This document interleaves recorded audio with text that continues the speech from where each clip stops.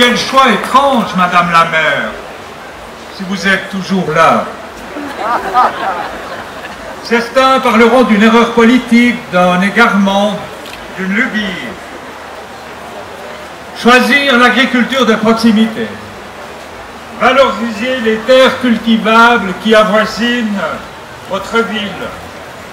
Imaginez des dessertes alimentaires au circuit court avec des produits frais, donc dans l'impossibilité de les conserver, où tout est plus transparent.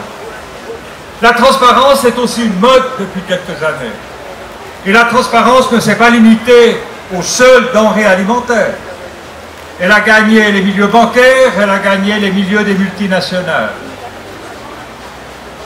Choisir le thème de l'agriculture de proximité, alors que sur votre territoire se trouve le siège de l'Organisation mondiale du commerce, où chaque jour, des comptables, des commerçants, des experts sont devant leurs écrans, prennent des décisions pour ravitailler la ville de Genève avec des produits au meilleur prix du jour, c'est-à-dire au plus bas prix du jour. Des gens qui se donnent sans compter et qui jouent la carte de la compétitivité au niveau mondial pour vous servir. Savez-vous, Madame la maire, que les denrées alimentaires se bonifient pendant les transports et qu'ils prennent goût au voyage, comme nous lorsque nous migrons vers les plages ensoleillées du sud ou les stations hivernales des montagnes enneigées au canon à neige. Ces produits sont les ambassadeurs de celles et ceux qui, dans le sud de l'Europe, ont été tout d'accord d'offrir leur force de travail pour bosser durement dans des serres sous des serres surchauffées. Des gens qui se contentent de dormir à proximité de ces lieux de travail en ayant récupéré ici et là des bouts de plastique pour se protéger un petit peu du soleil, un petit peu de la pluie. Ça, c'est un exemple d'habitat durable avec un recyclage efficace et peu demandeur au niveau des mètres carrés pour s'habiter ainsi. Des produits alimentaires aussi dans ces conditions qui se contentent d'un sol inerte, mais qui, dopés aux engrais de synthèse, donnent des miracles en matière de production. Sur ces terres aussi, avec ce sol inerte, les insectes, les larves, les moisissures, les micro-organismes sont bousillés, terrassés avec des cocktails de pesticides. Mais Madame la maire, produire du lait dans la proximité, alors qu'un lactoduc venu d'Allemagne, c'est de quel côté l'Allemagne, par là-bas, là-bas, alors qu'un lactoduc venu d'Allemagne vous amènerait chaque jour du lait à 29 centimes suisses, 29 centimes suisses, le lait le meilleur marché d'Europe. Un lait qui se bonifie aussi durant le transport. Et surtout, un lait issu de fermes industrielles où sont rassemblés plus d'1 millier de vaches. Et ce sont des vaches heureuses parce qu'elles n'ont plus la tâche ingrate, lourde, d'aller brouter l'herbe tous les jours. Tout arrive dans la crèche, y compris les tourteaux de soja, les tourteaux de maïs et les grains de maïs en provenance du Brésil, en provenance de l'Argentine, les céréales produites avec des OGM. Il ne manque dans ce circuit industriel hyper performant que l'hormone laitière pour arriver à optimaliser au maximum la production laitière du nord de l'Europe.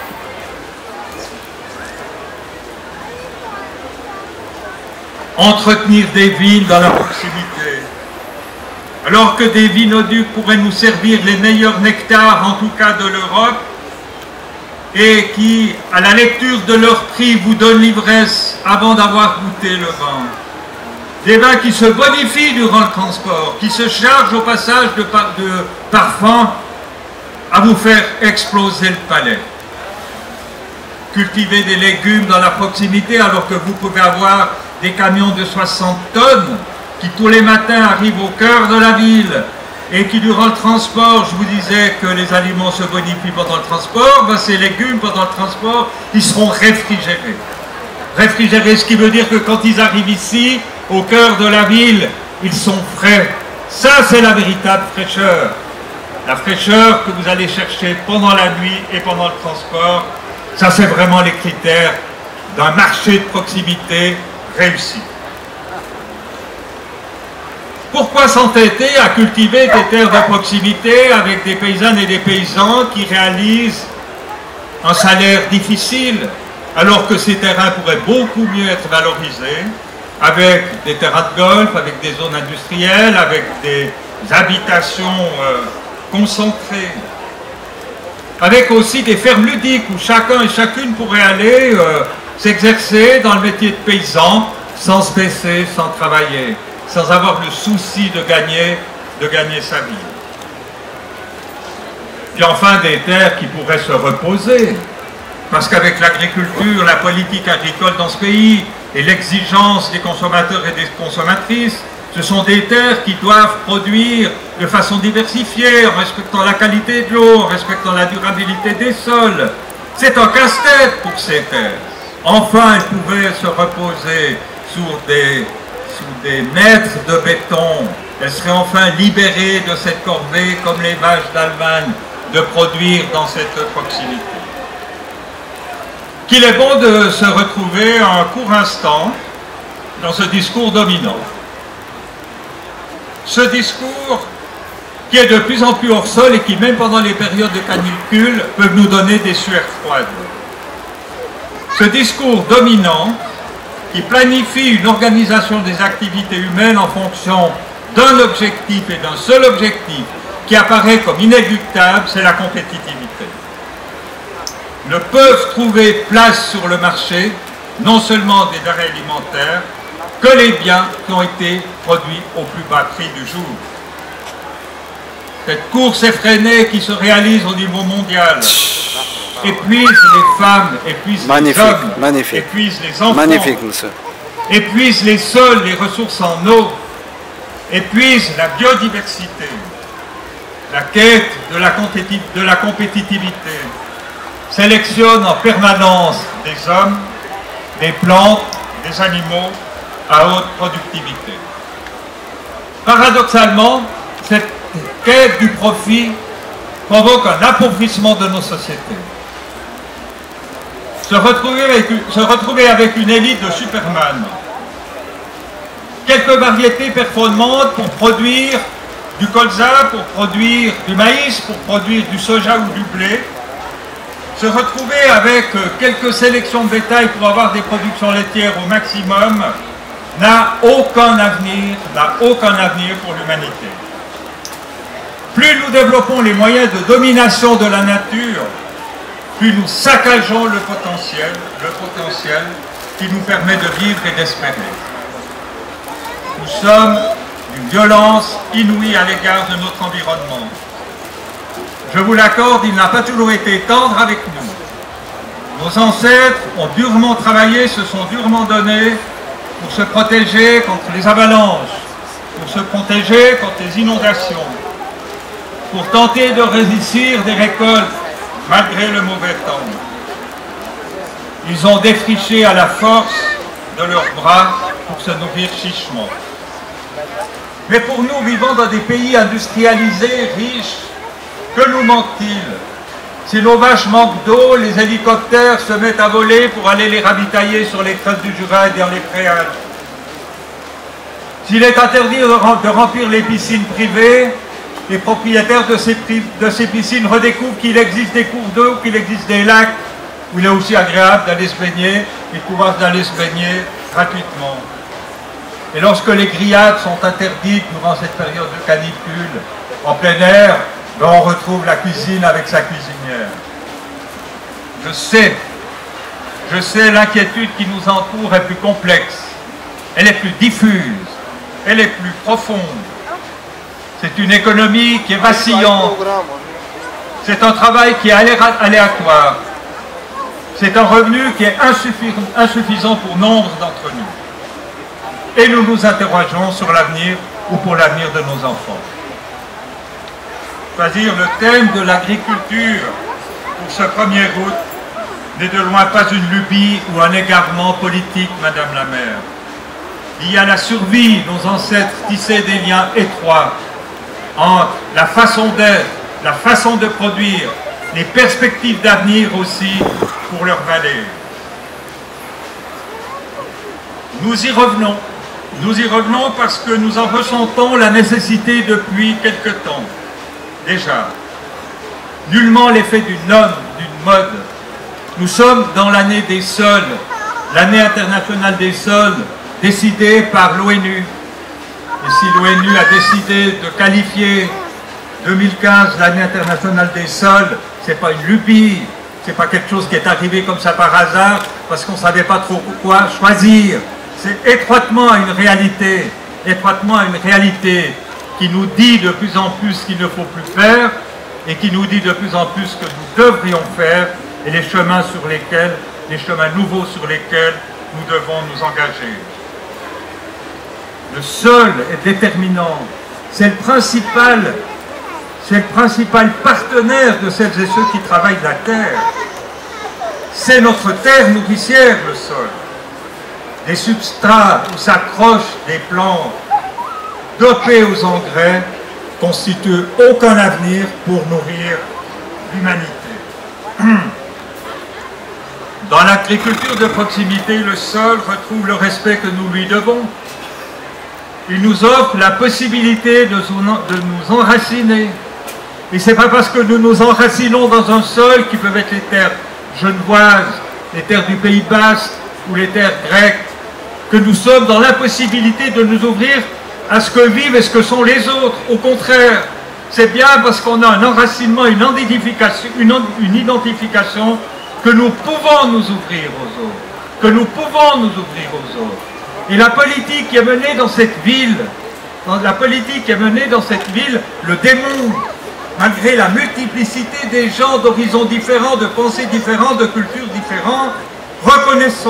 Reconnaissons qu'il existe une paix plutôt agréable, qu'on n'est pas tous les jours en train de se taper, qu'on n'est pas tous les jours en train de se violenter. Mais il faut se rappeler que ces gens qui sont là, c'est bien parce qu'à un certain moment de leur vie, dans leur pays, ils n'ont pas trouvé les conditions pour espérer, comme nous espérons. Ils n'ont pas trouvé les conditions qui leur permettaient d'accéder à la terre, qui leur permettaient d'accéder à la nourriture, qui leur permettaient d'accéder à la formation. Ils arrivent là où ils pensent pouvoir trouver une chance. Dans l'agriculture de proximité, le sol retrouve le respect qu'on lui doit.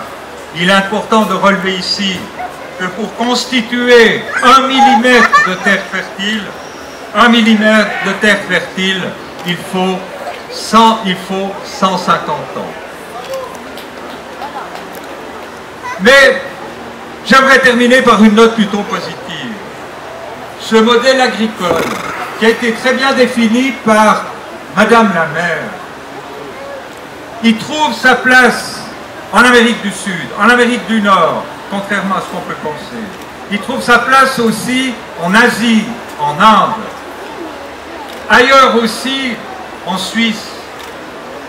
Et ce modèle agricole, il est défendu et de plus en plus retenu comme crédible. Il est défendu notamment par une organisation internationale comme Via Campesina, qui de par son engagement, essaye de convaincre les paysannes et les paysans. Des fois, il faut commencer par convaincre celles et ceux qui travaillent le sol, parce qu'ils ont perdu confiance. Ensuite, il faut convaincre celles et ceux qui décident politiquement de l'avenir des campagnes. Il est fort qu'une ville comme Genève se soit accrochée à ce principe de souveraineté alimentaire, à ce principe d'agriculture de proximité. Et contrairement à ce que nous pourrions penser, au travers de ce concept d'une agriculture paysanne de proximité, ce n'est pas incompatible avec le marché. Rares sont à la surface du monde les populations qui sont autosuffisantes, que ce soit des peuples ou que ce soit des régions, avec des gens organisés par région. L'autosuffisance alimentaire est quasi inexistante sur cette terre. Il faut donc recourir au marché pour compléter la nécessité d'approvisionner le peuple. Et dans ce contexte-là, le marché perd son rôle de maître qui s'arroge la possibilité, le droit de décider de nos destinées. Ce droit, nous ne lui reconnaissons pas. Par contre, quand il devient au service d'une société qui a défini une stratégie, qui a défini un objectif, qui a défini des valeurs communes, là le marché trouve sa place, il devient un serviteur efficace. Les valeurs de la souveraineté alimentaire sont accompagnées parfois de xénophobie, d'une volonté d'isolement. Contrairement à celles et ceux qui véhiculent cette approche de la souveraineté alimentaire, moi je lui reconnais les racines dans un champ de liberté qui reconnaît à une population le droit de légiférer sur la qualité de son alimentation, le droit de définir l'agriculture qu'elle souhaite et de trouver dans les décisions politiques la possibilité de protéger ce choix. Il est temps que des organisations comme l'Organisation mondiale du commerce, ou celles et ceux qui négocient autour d'un traité transatlantique entre l'Europe et les États-Unis du Nord, intègrent de façon urgente des valeurs non matérielles, comme la dignité humaine, des valeurs non matérielles comme la fertilité des sols à long terme, des valeurs matérielles, immatérielles, comme la sélection des semences qui doivent rester un bien commun, un patrimoine commun, qui doit continuer d'appartenir à celles et ceux qui, sur des générations, ont sélectionné en Inde, en Amérique du Sud, en Amérique du Nord, en Suisse, le blé, le riz, le soja, le maïs, qui vont permettre de nourrir les habitants de cette planète. Et j'en appelle ici à des organisations comme l'Organisation mondiale du commerce, au département fédéral des affaires étrangères, d'être très présents sur ces enjeux-là, Et si la Suisse pouvait être le pays qui, le premier, au sein de ces organisations internationales, va porter ces valeurs non matérielles pour que demain nous soyons ensemble, pour que demain nous soyons unis, pour que demain nous puissions enfin manger tous à notre faim une alimentation de qualité. Nous savons que le possible, il est là. L'impossible, il est dans la difficulté politique de décider. Et encore une fois, c'est pas dire non au marché, c'est dire au marché, tu vas servir une cause, tu vas servir des dénominateurs communs.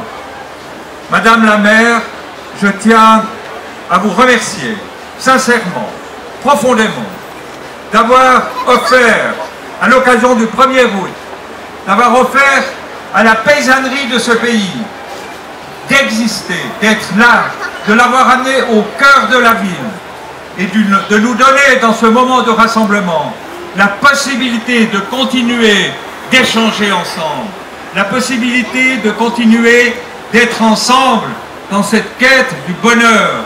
Et je suis persuadé que dans cette agriculture de proximité, dans cette agriculture paysanne, elle peut répondre en partie à cette inquiétude dont je parlais tout à l'heure et qui nous tourne autour depuis un certain nombre de décennies. Voilà ce que je souhaitais vous dire dans le prolongement de ce que Madame Alder a déjà dit, avec force et avec conviction. Ceci doit nous donner de l'espoir pour continuer ensemble. Merci de votre attention.